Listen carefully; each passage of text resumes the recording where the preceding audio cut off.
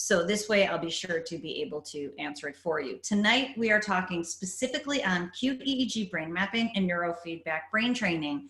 And I'm super excited because all of my other webinars, I talk about a condition like ADHD or anxiety, tinnitus or tinnitus, misophonia, eating disorders, and then I briefly talk about neurofeedback and qEEG brain mapping because I'm covering the condition and the brain pattern behind it.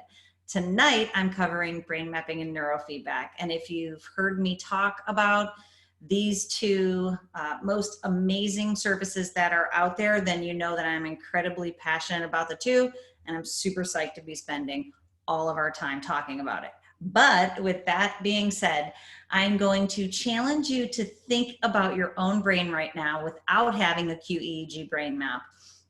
And when we get down to the brain patterns, what I'm going to ask you to do is think about the behaviors and characteristics, the habits that you or someone you love, if you want to do it about someone you love. I know it's always easier for me to analyze my husband than to pick apart my own behaviors, but if you're really delving into, personal development, then you'd want to use yourself. But I want you to think about the habits and behaviors that characterize you, that you use on a consistent basis, because where people see behaviors and personality in air quotes, I see brain patterns, and I'm going to show you that in just a few minutes. So I want you to think about these habits and what these habits mean for you. How long have you had them? How often do you do them? Do you know what need or purpose they serve for you? And arguably, in the end, I'm going to show you that most, if not all of our behaviors are serving our nervous system in some way. And everybody else we know, their behaviors are serving their nervous system. And typically it's in two ways: to stimulate our nervous system or to calm it. And we will cross that bridge when we get to it. But why are we here talking about brains tonight? And the reason is because brains run the world. And I get funny replies to that when I do presentations out in the world about the brains that are running the world in this day and age. And I'm with you, I hear you, conversation for a different day, right? But brains are running the world, and your brain is running your life. And the people in your life, their brains are running their lives too. And Einstein knew it way back in the day when he said, everything is energy and that's all there is to it. Match the frequency of the reality you want, and you cannot help but get that reality. It can be no other way. This is not philosophy. This is physics. And you know that Einstein wasn't a particularly spiritual person, if you know about him, and you'll know that he was a scientist. And I feel the same way, even though I do think it's a mix of spirituality and science. What I'm here to talk to you about tonight is the science, that when your brain is resonating at a specific speed, you will either draw to you the behaviors that you want, and then the consequences or the privileges or the rewards that go with that, or you will use a speed that will repel people and objects and opportunities away from you, because that's how brains work. And I'm going to show you how. So when we optimize a brain pattern, what happens is you're able to live up to your full potential, because you're able to decrease your stress and anxiety. You're able to improve your focus. And some bonuses are that you can sleep better. And I was thinking about this today, that anybody who has a sleep problem should be using neurofeedback, because if you can't sleep, inherently your brain pattern is involved. But we'll cross that bridge too. But you can feel calmer on the inside, which means you can act calmer on the outside, which really has a true ripple effect in people's lives of going back to the top line, making it so that you can reach your full potential. And scientifically, this is shown to help people achieve happiness. And at the end of the day, what we're talking about is quality of life. Okay, so the brain has been characterized as the most complex organ in the universe. So when it works right, you're happier, you're healthier, you're wealthier, you're more successful and satisfied. When it doesn't work right, you're sadder, you're sicker, you're poorer, and you're less successful and less satisfied. So that's how you know without a qEEG brain map if your brain is working well or if it is struggling. If you fall into the left-hand category, then things are good. If you fall into the right-hand category, time for a brain map and neurofeedback so we can get things on track. Okay, briefly what we're going to talk about is understanding your brain.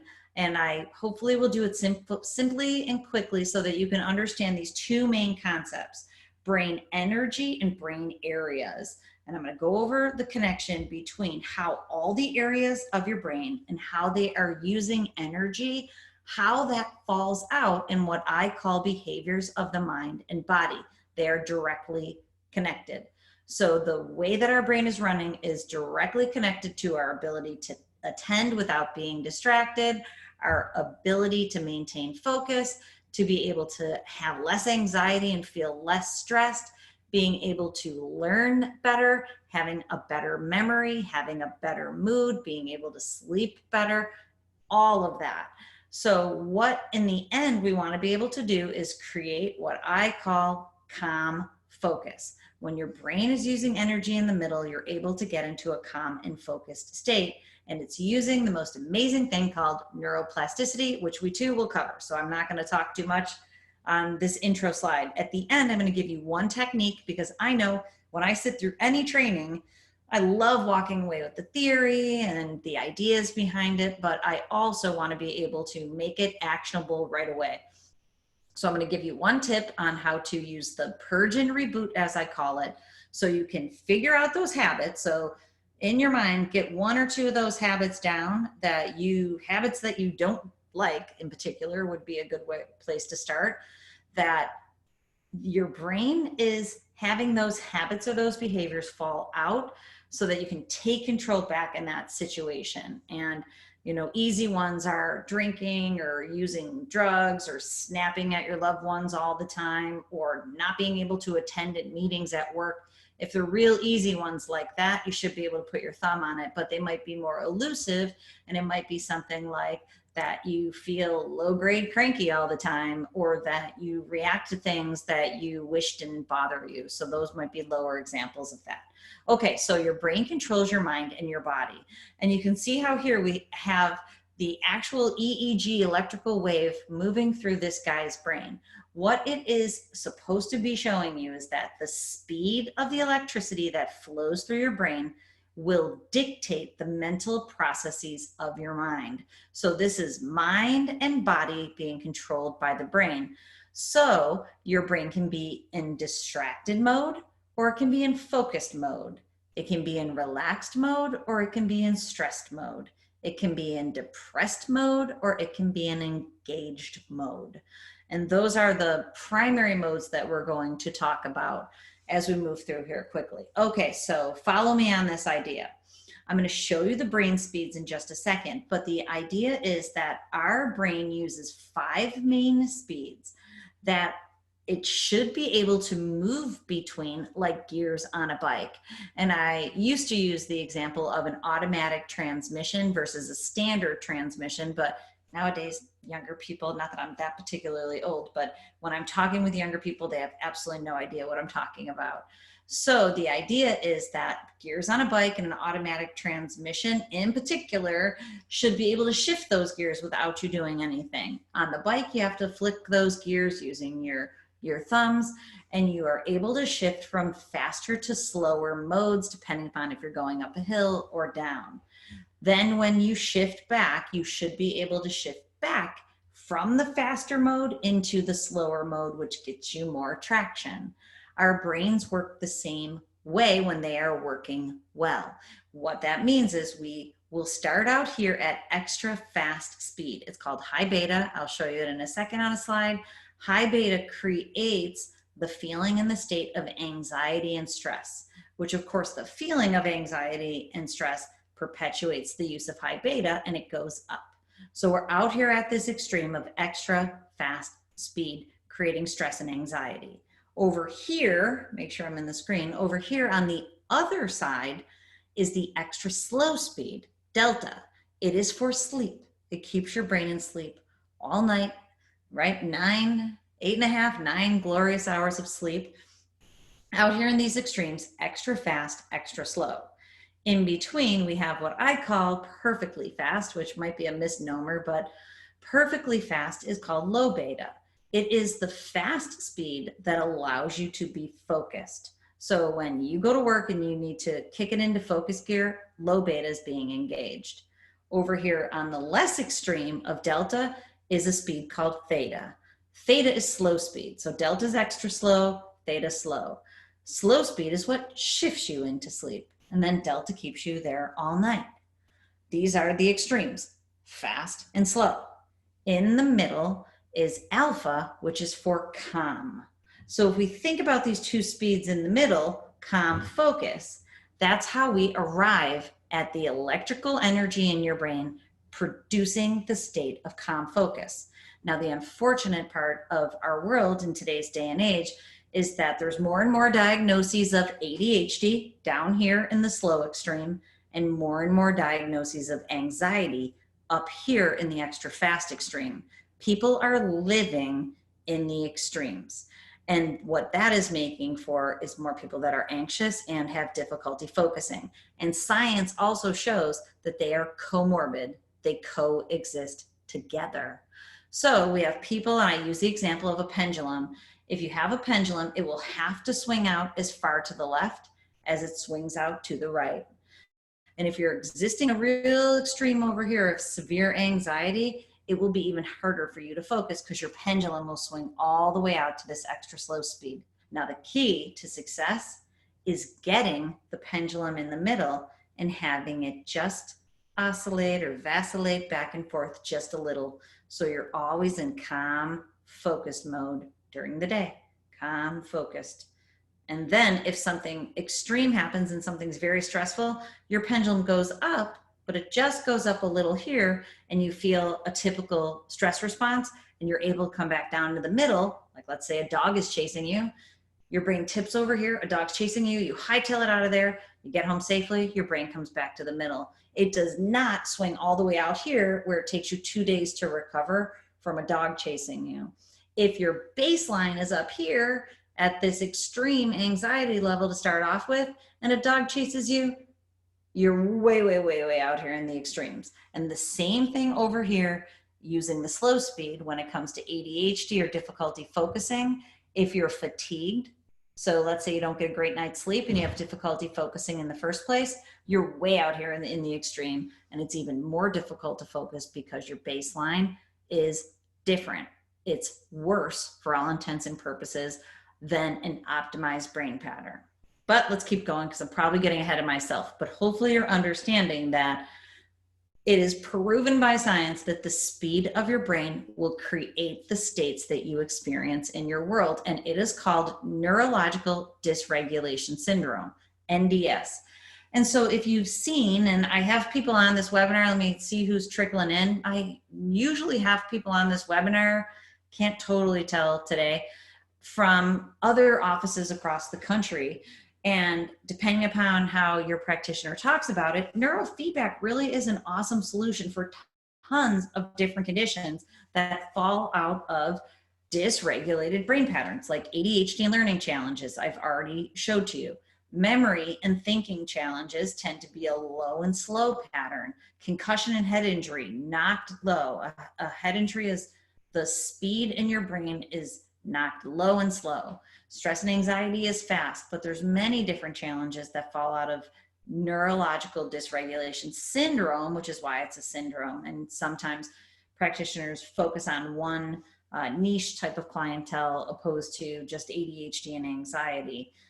But neurofeedback has lots of science that proves that any brain pattern that shows that it's a dysregulated brain pattern can be regulated by neurofeedback. Okay. But it's a two-way street. And I was just having this conversation today with a businessman who runs a big business, and he is doing neurofeedback in our office at Leigh Brain and Spine, and he is killing it. He's rocking it. And you know how I know that? Because the neurofeedback system produces a graph of brain functioning every time a person comes in. His graphs are getting better and better and better, and we can see those differences over time.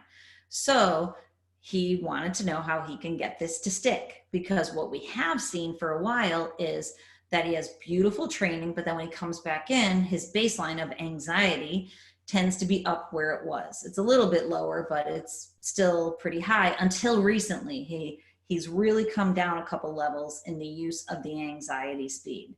So it's a two-way street. And this is what I told him. And this is not exactly the purge and reboot, but what I told him is that his brain pattern is creating the way that he interacts with, it's primarily the person who runs his business. So his second in command, because he said he doesn't deal with customers anymore. He deals with his second command, who deals with all the employees and all the customer issues. But he says he freaks out on his second in command a lot because every time the phone rings, he knows it's a problem. So the strategy that I gave him was when he gets a phone call, he has to tell his second in command that he's going to call him back in 1 minute, no matter what he says, because this will begin to create the buffer in what he typically does, reacts, versus what he can do is take a moment and pause, keep his high beta down, keep that anxiety down, call him back and respond. And every time he has a win, he's going to create a positive feedback loop for permanent change. But the point is, every time he uses a stressy anxiety pattern way out here, he's reinforcing that brain pattern. He's wiring it in, hardwiring it in. And what neurofeedback does is it's going to unwire that pattern that's been wired in and wire in a new one. But remembering, it's a two-way street. So it's brain pattern, behaviors of the mind and body. Then when we use behaviors of the mind and body, we reinforce the brain pattern, a good one or a bad one. And we're going to revisit that in just a minute when we get to neuroplasticity and when we get to a positive versus negative feedback loop. But the idea is that these are syndromes. Lots of people are struggling with brain patterns that are creating issues for them, especially when it comes to focus and attention and to stress levels and anxiety. Okay, so what we are looking at here is a map of a person's brain. So neuroscientists have mapped our brain so that we know what every area of our brain is doing in terms of skills and abilities. So if you follow me, up here is the nose. You can see the nose here. This is the left ear. This is the right ear. This is the back of the head. In the front here, the F's are for the frontal lobe. Across the middle, we have the central lobe. The T's are for temporal, but basically they mean above the ears. In the back, we have a posterior region, which is the parietal lobe. And then back here, we have the occipital lobe. But the important part I want you to see here is that each one of these bubbles corresponds to each one of these circles. And the letters and the numbers that go with each bubble show the job or the skill or ability that that area performs.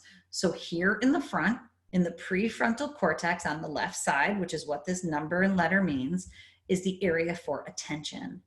So all the research shows that if this area is using too much delta and theta, too much slow speed, that a person will struggle with not only working memory, holding information in memory, but the ability to attend and focus. Here in the middle, even though it's not listed, in the middle here of the prefrontal cortex is executive functioning. So many times when people have ADHD, they have significant executive functioning challenges. So it's planning, organization, taking a big picture and then chunking it down into smaller steps and then being able to implement those smaller steps to accomplish the big goal. That's executive function. That is here primarily in the frontal lobe and especially in the prefrontal cortex. On the right-hand side, we have impulse control and judgment. Whole frontal lobe is involved in socialization. Anxiety tends to reside up here, especially in the middle also. So you can read more on these bubbles too. On the left hemisphere, we have language. So up here in this area, it's called Broca's area. That's the area for speech production and the language production. Speech production actually goes across the sensory motor cortex here, which you can see across the C's. Back here towards the back is Wernicke's area. That's an area that is involved in verbal understanding. So this is language production. This is language processing. Back here, the left hemisphere is heavy duty involved in learning because it's the language hemisphere. but it crosses over the sensory motor cortex here in these central areas, and handwriting is on the right-hand side for most parts. Mathematical processing is on the right-hand side. We have true cognitive processing back here in the back. Sensory motor integration, anybody with sensory processing challenges, it's here in the sensory motor cortex too. The temporal lobes are very strongly implicated in mood challenges because emotional regulation lies here. Emotional memory, you'll see it listed here as. In the back is a visual processing area, but what it's more known for, at least in my book, and what I consider to be more important, is that there's a lot of long neural connections that actually extend all the way to the frontal lobe back here. So the back of the head can be an important part when we're regulating a person's brain pattern, especially when we're thinking about the front and the back combined. But the idea, the overarching theme of this image is that when a person comes in for qEEG brain mapping, what we do is we put sensors on every single one of these areas, and we read how the brain is using speed at each of these areas. And then what happens is we put a cap on and we take the brain map, and that brain map is uploaded to a huge database of typical brains, which we're running out of these days. That's an aside, but actually I think now it's 6 years ago when there are more people with mental health disorders in the United States, at least, and sometimes I have people on the webinars from across the globe. In the United States, there's more people with mental health disorders than there's not. So we are running out of typical brains, but there's also a very large database of people with different dysregulated brain patterns. So what happens is the brain map comes back to me or to your neurofeedback practitioner if you're not in my area. And what happens is I read your brain map, and I'm able to tell by the colors on the brain map that I'll share with you in just a second, that the way that each of these areas is using speed, and then the way that the pattern combines can mean different challenges for different people. And I'll show you that in just a second. But we're able to see what every single area of your brain is doing, how it's performing. And if it's performing or underperforming, it's not performing well at any of these areas. So for example, if it's running too slow up here in the frontal lobe on the left, your attention will struggle. If it's running too slow and too fast, or a combination of the two, it's usually a combination of the two, your child will struggle with sensory processing disorders. And that's just the nature of the beast. When each one of these areas is using speed appropriately and within normal limits, optimally, perfectly for the way that I think of it, then your brain will run smoothly, your behaviors will run smoothly, and your life will run smoothly. And that's why I'm here, because that's my goal for everybody. Okay, so I've already shared a lot of this with you, but here it is written for you, is that delta is that extra slow speed. It's slow processing. It's sluggish. It's a brain that's asleep. I call it breaking of the brain. If you have too much delta and theta, you're going to have breaking of the brain. If you don't have enough of it, that means you have low power. You're going to have poor restorative sleep. You're going to struggle with short-term sequential memory problems. It can have a cascading effect if you have low power, and probably a discussion for a different day. Too little theta can be a robotic personality, people who are kind of have difficulty with socialization and social skills. Too much, which is a very common brain pattern, difficulty with attention, focus, and planning, executive function problems. Too little alpha, you might struggle with exhaustion and you're not able to relax. So a very common pattern is not enough alpha, and people are just running ragged, and they have underlying anxiety if there's too much absolute power of alpha. But then relatively speaking, if they're not able to get there, they're not able to relax and calm down, which means they have mood issues. And mood is not the same as stress and anxiety. Mood is your ability to be able to hold a steady demeanor and not, like I just said to you in not so many words, it's related to anxiety in that, reacting opposed to responding. Or when you have too much alpha, you can also just be in couch mode. I think of alpha as couch mode. So delta and theta are sleep mode, fall asleep mode. Alpha's couch mode. So if you're get up and go, got up and went, you know, you're on the couch all the time, which is not a good place to be if you're on purpose and trying to rock out your best life. Beta is perfect processing speed when it's being used in lower portions of it with lower speed. And when it's really cranking fast, that's anxiousness and anxiety. If you have too little of it, that's a kiddo who has slow processing. So sometimes it feels like ADHD because that also comes out of too much delta. So I see so many kids that are diagnosed with ADHD when they truly just have slow processing speed. And that's a kiddo that doesn't always respond well to stimulants. Okay, so let me check my time. We're going to run out of time. So neurological regulation is all the brain areas are using speed properly and your 10-speed bike is flowing between gears beautifully. If your gears are stuck, any of those areas are jammed in a gear, you will have a dysregulated pattern. And many times I call that a chaotic pattern. If there's disorganization, it's an unstable pattern. And I consider our job twofold as neurofeedback practitioners is to organize the brain pattern first and foremost and stabilize it over the long haul so that a person can have long-term beautiful gains and be able to maintain them across their lifetime, which is totally possible and it's proven by science. Okay, I don't love the word normal. If you know me, you know normal is not my word. Typical is my word, but I borrowed this. So what a typical brain map looks like is the green zone, I always call it. ADHD is too much slowing in the front of the brain. Depression can look like too little of that perfect speed for calm focus. Anxiety is a brain that's just cranking in the front with too much extra fast speed. And a migraine, headaches have a brain pattern also, can be this excessive slowing and too much fast speed across different areas of the brain. The takeaway from this borrowed slide is that all the brain patterns look different. And I was just talking to my husband, Dr. Cosmas Leigh, who works in the office with me, and telling him, he mostly talks to patients now, and I do all of our education piece like this. And I was trying to tell him to make sure people know that no brain map looks the exact same. So even though people have a brain pattern, and we've seen hundreds of brain maps now, no two brain maps are the exact same. And it's like a fingerprint. So of course you fall into a pattern, one of these patterns, but it will never be the exact same. Okay, so moving on to neuroplasticity, is that neuroplasticity is translated as the brain's change ability. So it is your brain's ability to heal itself when it's pushed in the right direction.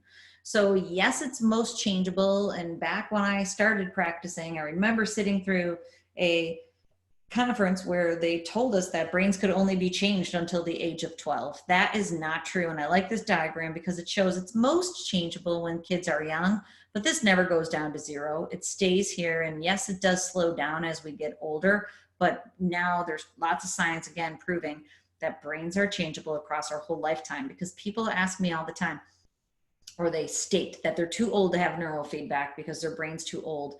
The oldest gentleman in our office right now is 87, and he's a huge fan. He's been with us almost the whole time that we've been in Chapel Hill, North Carolina for the last 7 years.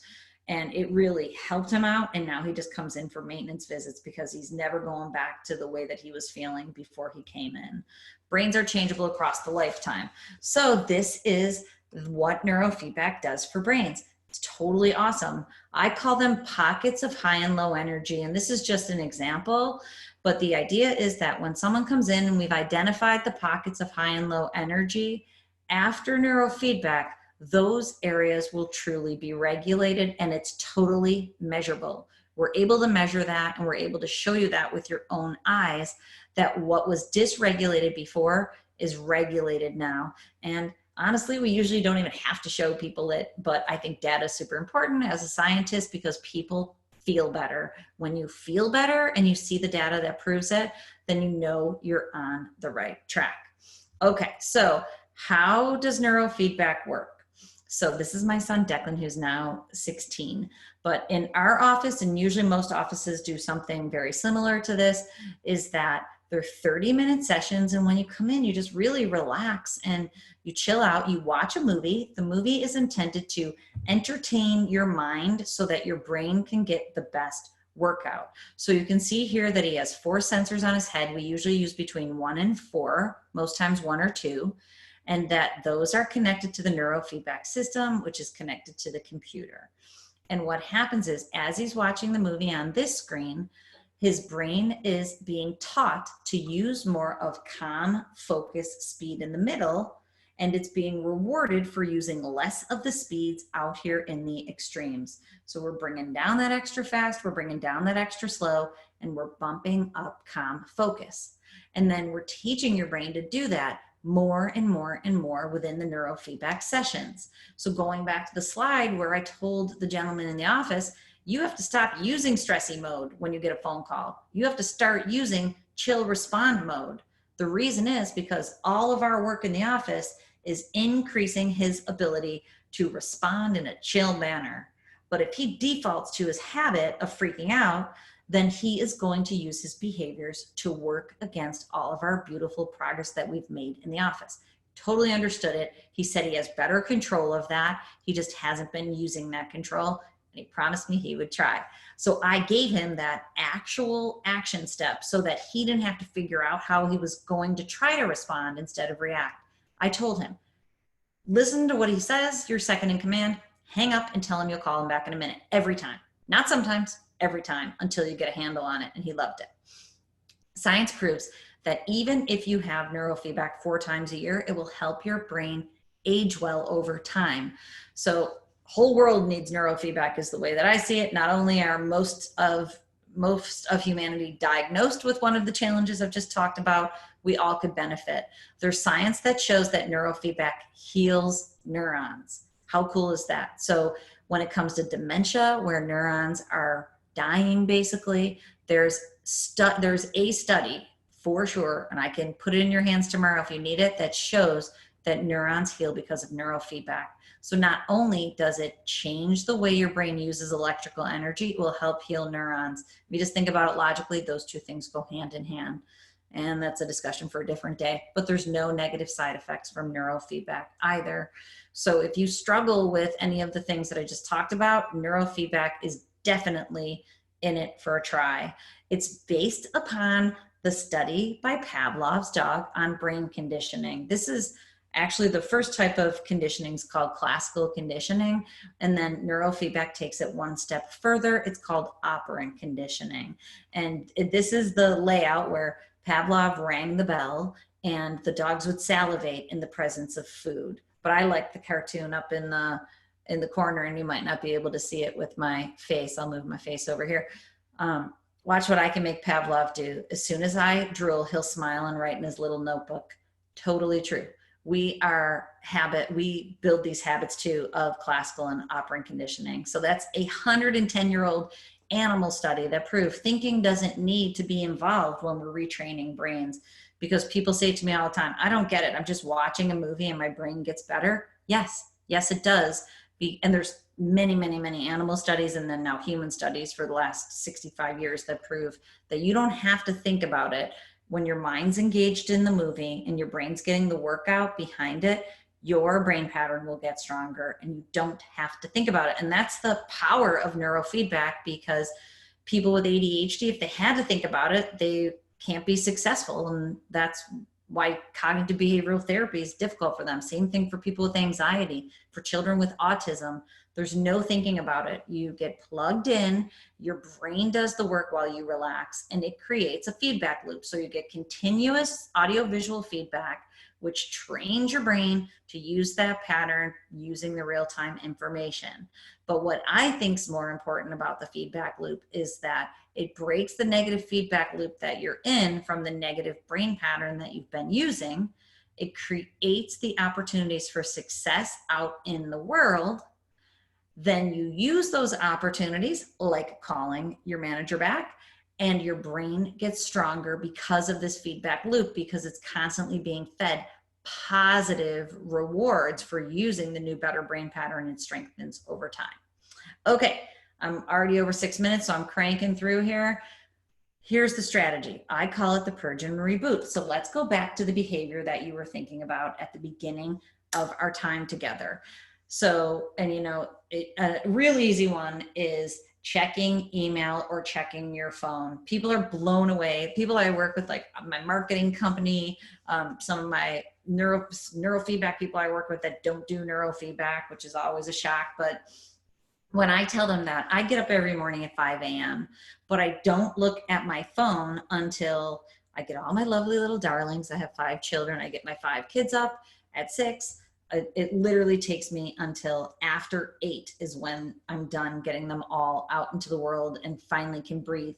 That is when I check my phone. So if you email me at 5:30, I will not be responding until 8:30. And so that first part of the day, I'm just waking up and I'm living my life. I'm not worried about if I have an email or what's on Instagram. Nowadays, so many people have their phones on their bedside and it's the first thing that they check. And it's literally addictive. It's been proven to be very addictive and very harmful for people. So we will just take that one as an example because it's not that loaded. So if you check your phone all the time, the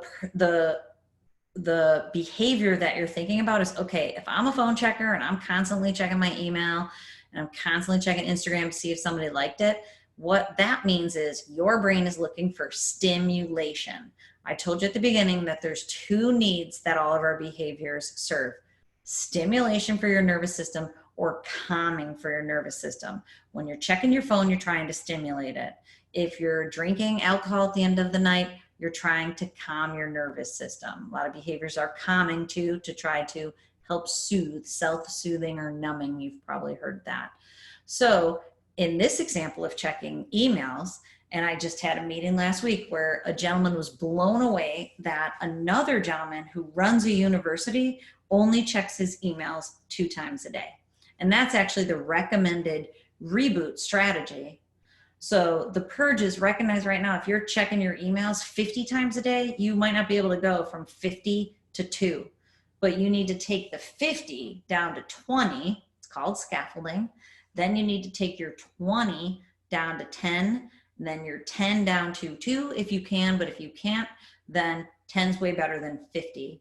When you do that, what you're doing is you're purging the need to check the email to give your brain a little dump of dopamine and serotonin, so that then your nervous system will become calmer in and of itself, especially if you're doing neurofeedback. That's why these behavioral strategies are recommended in conjunction with neurofeedback, because it might be hard for you to do without it. But then you go longer and longer without checking your email. And then before you know it, you can get up and live your life for 3 hours without needing to check your email in the morning. And same thing in the evening. I don't check my email in the evenings either. Usually when I'm working, I do have it up, but unless, and honestly, that's a trigger for me. It's a trigger. Like if I check my phone too much, I know I'm off and I need to work out more or work less or get myself back in balance. Same thing if I have 50 tabs up on my computer while I'm working. The number of tabs shows where my brain is at on any given day. Okay, so if you're local to our area, I'm going to answer questions. So far, I don't have any questions in the question and answer. So we might just be wrapping up here, but our office is Leigh Brain and Spine. If you want more clinical information, there's a page for every condition or just about all of them on my website at Leigh Brain and Spine. At my website at drtrishleigh.com, I put a blog post every week of tips for people with different conditions and what you can do about it. So usually it's 3 or 4 easy tips like the purge and reboot. I also work with a lot of neurofeedback practitioners across the country. At the bottom of each one of those blog posts, there's a section that says for Neurofeedback Experts. In there, I tell you what to look for in the brain pattern with the associated condition. There's always a link to one scientific article that shows you that what I tell you on that page is indeed true and based on science, because that's super important to me.